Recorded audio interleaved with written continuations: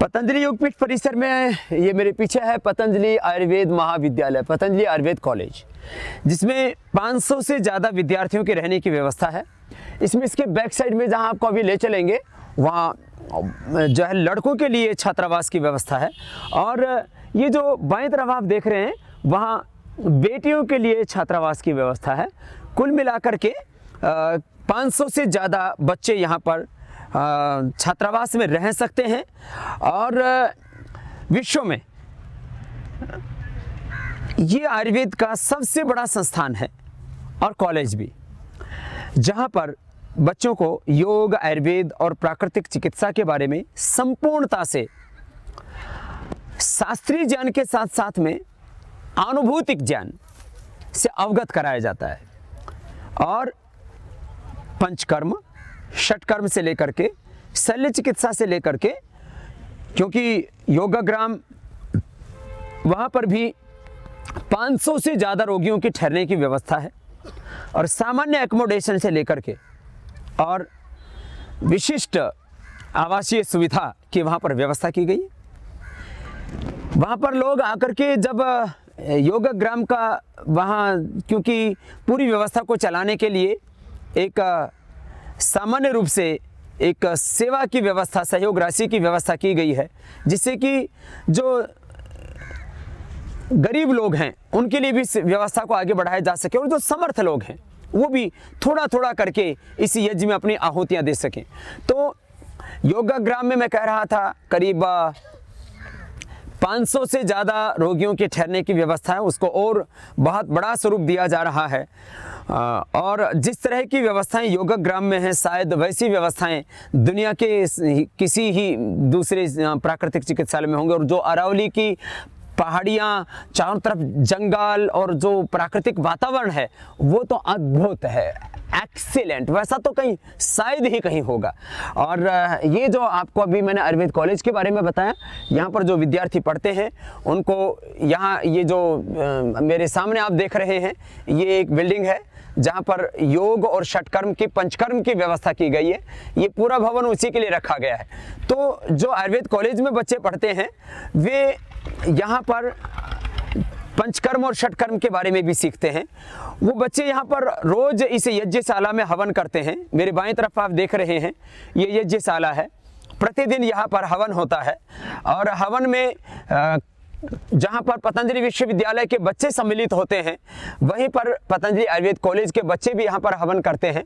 और नियमित रूप से यहाँ यज्ञ का लाभ बच्चे लेते हैं। इसके चारों तरफ वैसे केला शुभ भी माना जाता है, और यहाँ पर ये इतनी जो सुंदर यज्ञशाला है अपने आप में बहुत भव्य है। और ये जो है स्थायी आरसीसी का स्ट्रक्चर है, जहाँ विशेष उत्सव होते हैं, जैसे अभी शारदीय नववर्ष, दिवाली थी, होली पर, दिवाली पर, और 15 अगस्त, 26 जनवरी, रामनवमी से लेकर के यहाँ पर चारों वेदों का यज्ञ हो चुका है। और योगाग्राम में तो हमने जो विशेष इष्टियाँ जिनका विधान हमारे यहाँ पर अश्वमेध यज्ञ से लेकर के और अलग अलग प्रकार की जो इष्टियों का वर्णन है, उनका भी अनुष्ठान बीच बीच में होता रहता है। यहाँ जहाँ यज्ञ होता है वहाँ सुबह से शाम तक यहाँ पर योग की व्यवस्था भी रखी जाती है। जो आने वाले लोग होते हैं वो यहाँ पर योग अभ्यास करके आरोग्य भी पाते हैं।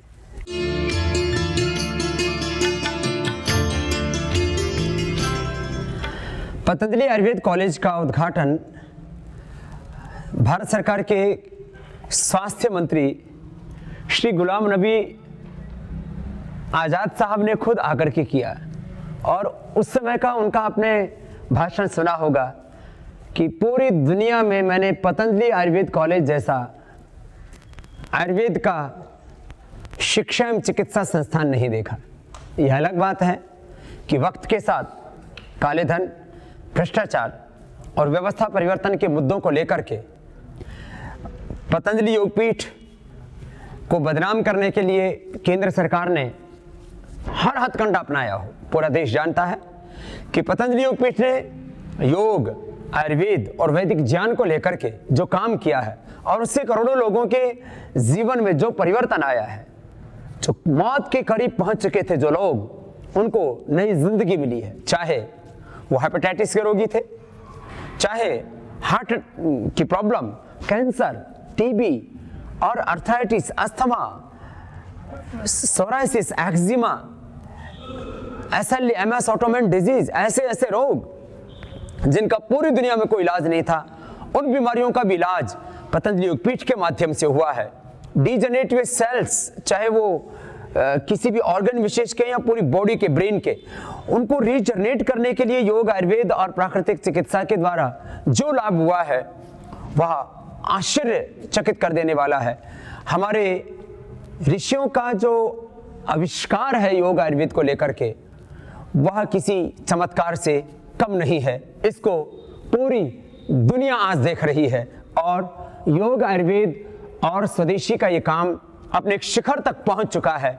और इसके साथ साथ अब व्यक्ति निर्माण, क्षेत्र निर्माण के साथ राष्ट्र निर्माण का ये काम करोड़ों लोगों के तप से, सेवा से, संघर्ष से आगे बढ़ रहा है।